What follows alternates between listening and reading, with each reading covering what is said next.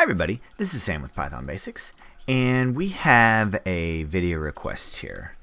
So from Functools, import reduce. So alright, let's just bring this in. So if you're new here, thanks for joining us. This is what we do. We do one topic at a time, we build on them, and we also take video requests. All right, the request was for two videos. One, I was able to send a link of the other video, and the second request was for reduce. So reduce just, it takes two arguments. It takes a function and a sequence, and it goes from left to right and whatever the operator is. But let's talk about a little bit of a history of reduce.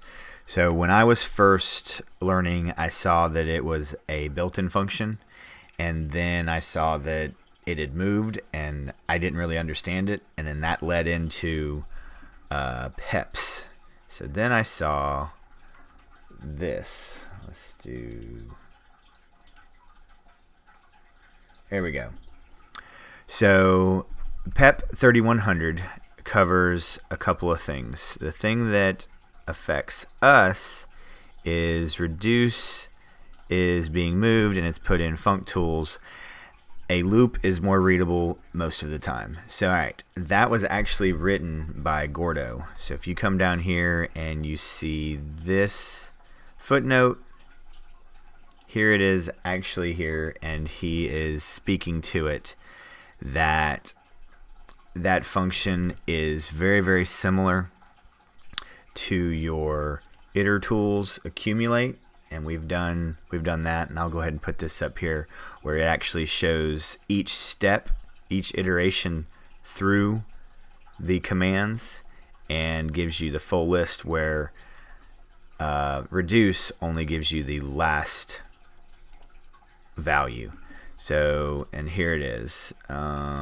He just actually he wrote this himself on in 2005, and it's something along here of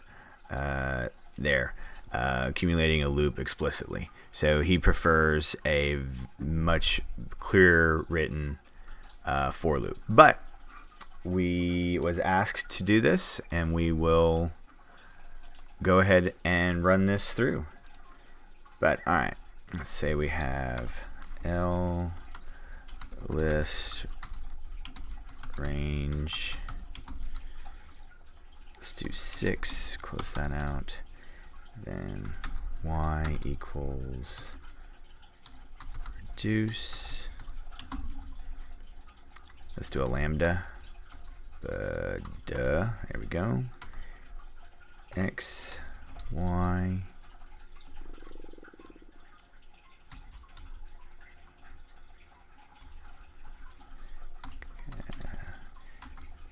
Then X plus Y, comma, and then print Y. And let's run this and see where we are. It's 15. Let me make sure you guys can see this. Alright, so that's the equivalent of 0 plus 1 plus 2 plus 3 plus 4 plus 5. 5. Boom, 15. So each time through the iteration.